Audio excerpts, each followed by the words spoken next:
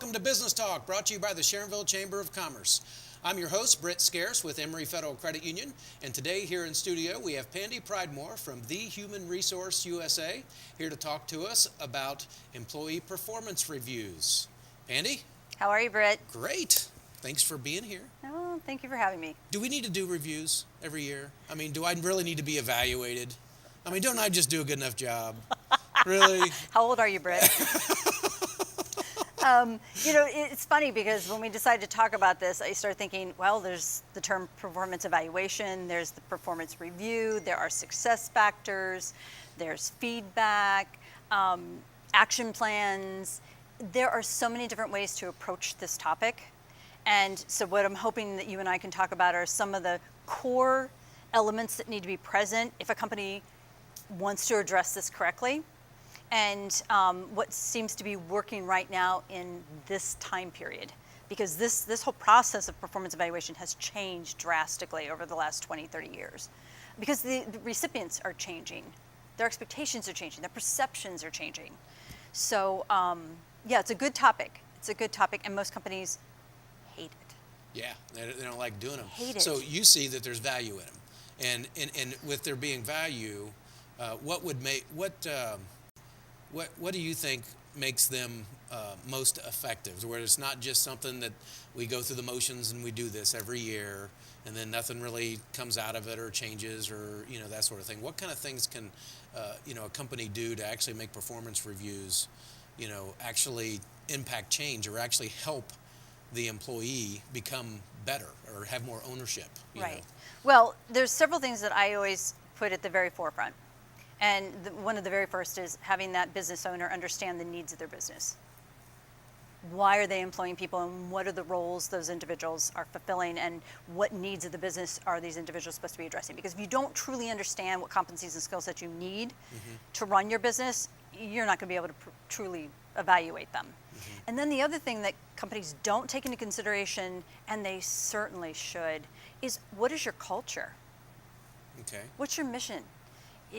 Are you a call center where everybody has to follow the rules every day and everything's rigid and regimented, and banks, very little leeway, there's a dress expectation, there's a demeanor and professionalism level that's already been established? Or are you the IT company that doesn't mind if they get up in the middle of the day and go play pool or play cards and watch video games in the middle of the day? I mean, those are two different cultures. You would evaluate people in two different ways. Right.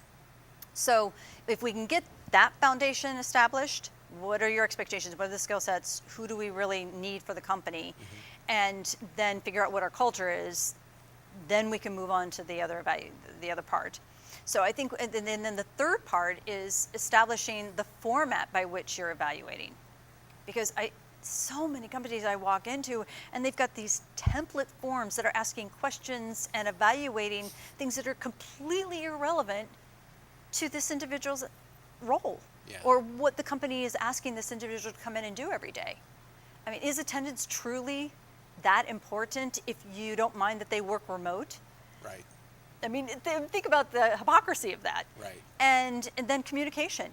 When we've got so many people using iMessages and chat rooms, and again, with all this remote work that our current society is doing, what level of communication do you need, and do you truly have that defined? So I think the format is one of the most important things in the top three. Now, there's a lot of different ones that I see, out there. Sometimes it's just a basic, it's a meeting with your manager, and you talk of kind of how things have gone over the last year, and maybe what worked well, what seemed to go well, what seemed to not go so well, and then maybe make some goals for the next year. Yeah. And then I've seen some that are, your peers are going to review you.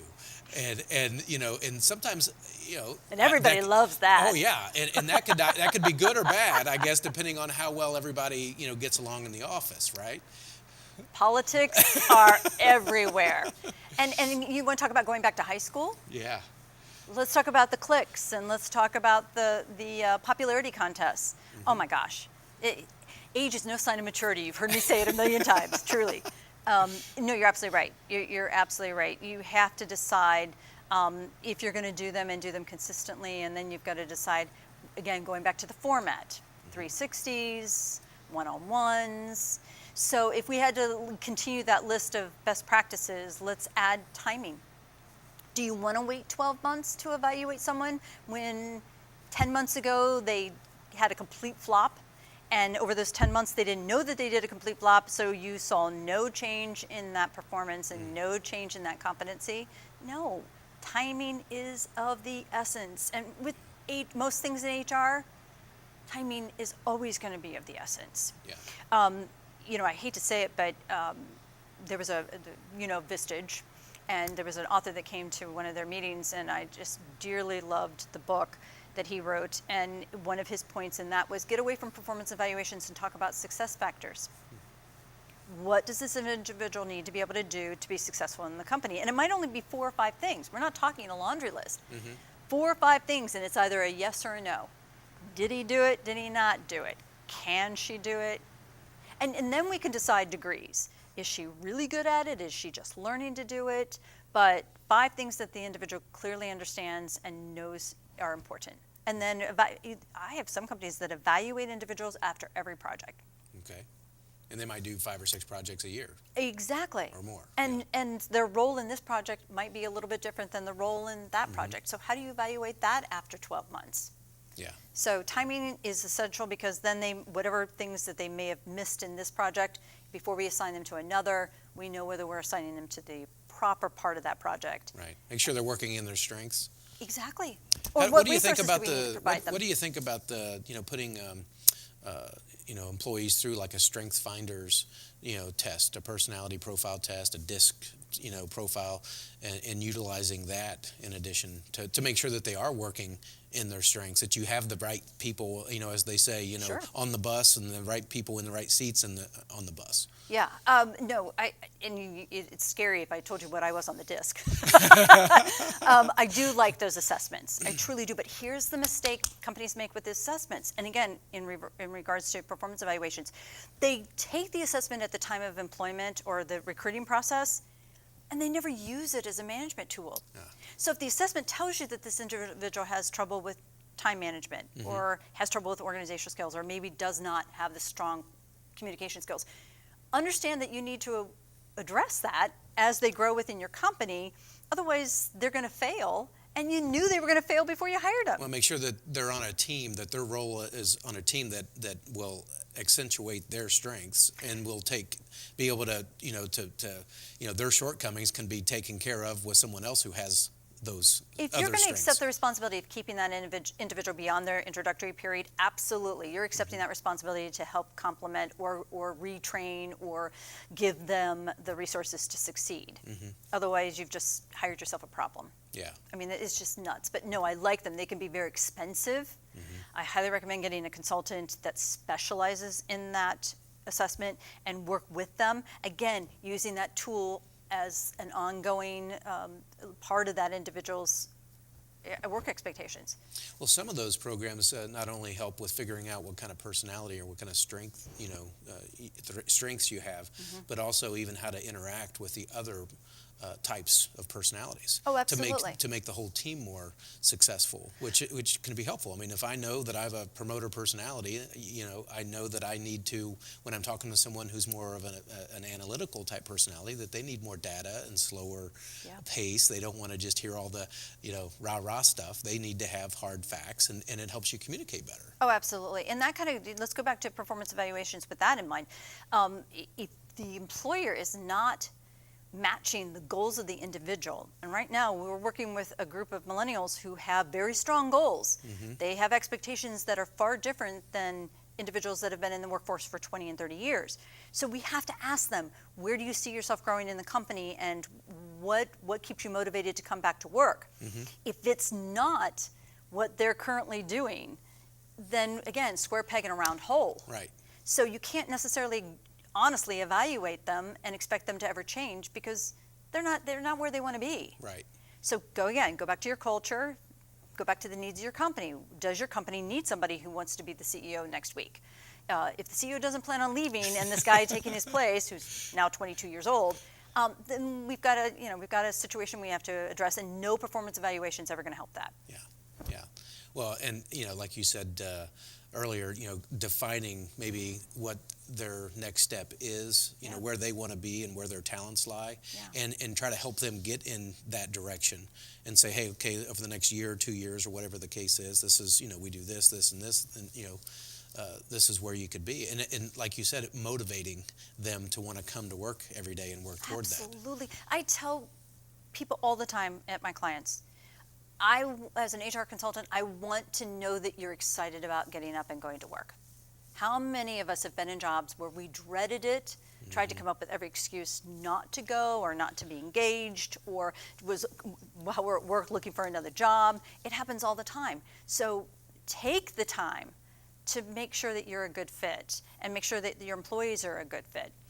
I mean, life is just too short to go somewhere and do something you just are miserable doing Oh my every day gosh. just for dollars. And right now, Oh in my this gosh. particular economy, I mean, with unemployment being as low as it is, I mean, there's no reason for you not to be able to work in some field doing something that you love. Right.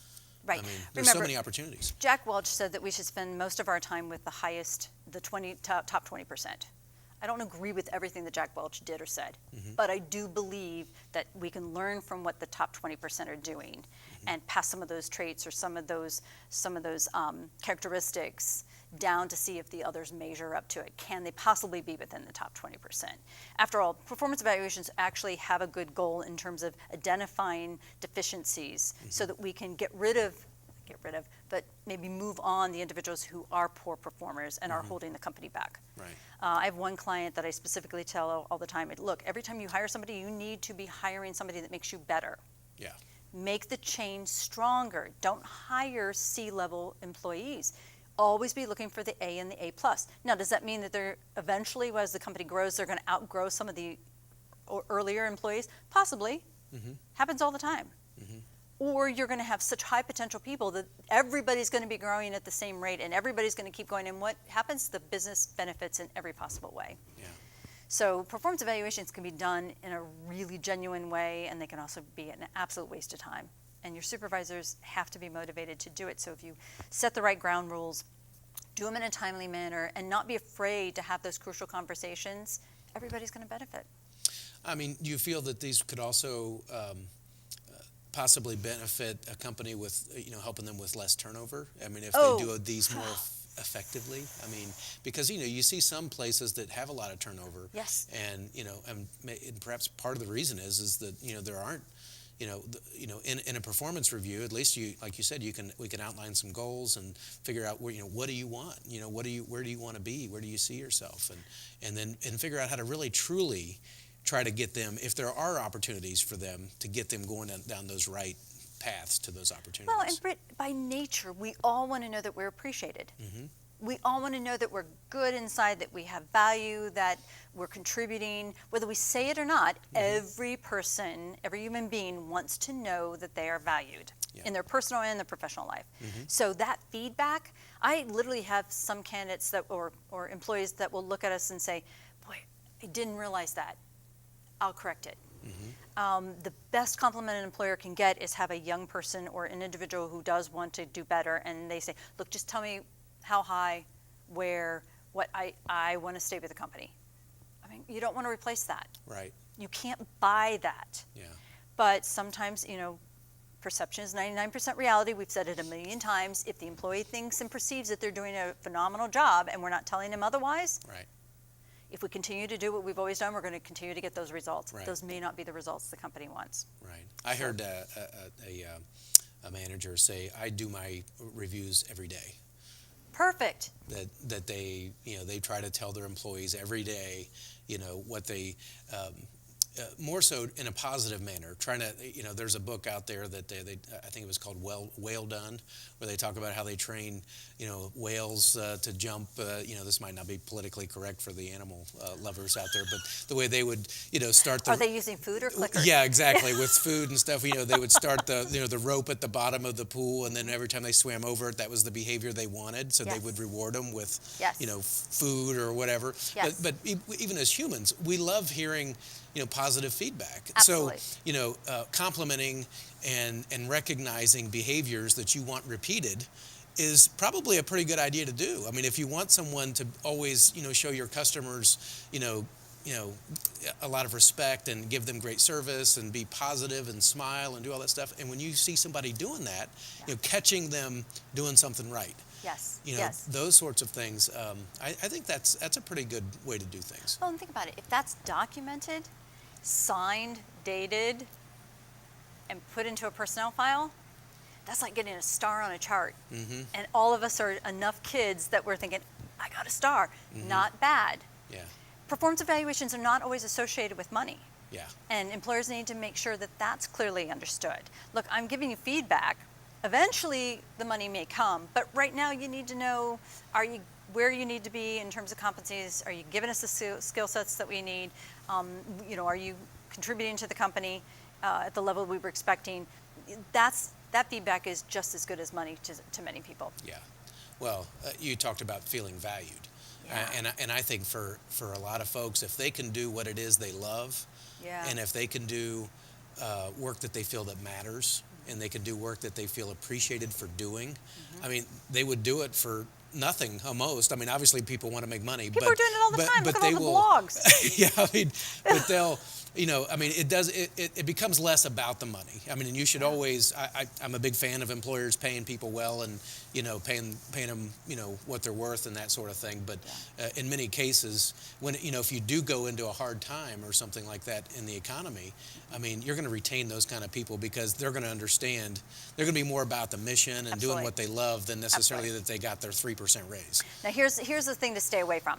Employers have got to remember, you can't just evaluate one or two people. If you're going to do an evaluation, you got to evaluate the entire department. Because if you're targeting somebody who has poor performance and you're only evaluating their poor performance, Great point. It's You're getting going a to lot be of trouble. disastrous. This was just some sort of a, witch hunt to get You that got it. one person. Yeah. Number two, get it out of your handbook.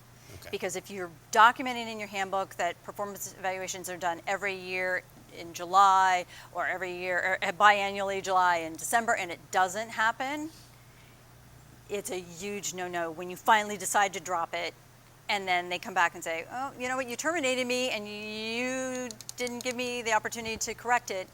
So that's a huge no-no. Another no-no that I find all the time is keep the word attitude out of a performance evaluation. He has such a bad attitude. What does that mean? Yeah, and that's subjective too. It's far too subjective, and there's other words and other phrases that you want Right. to stay away from, which don't correct bad performance.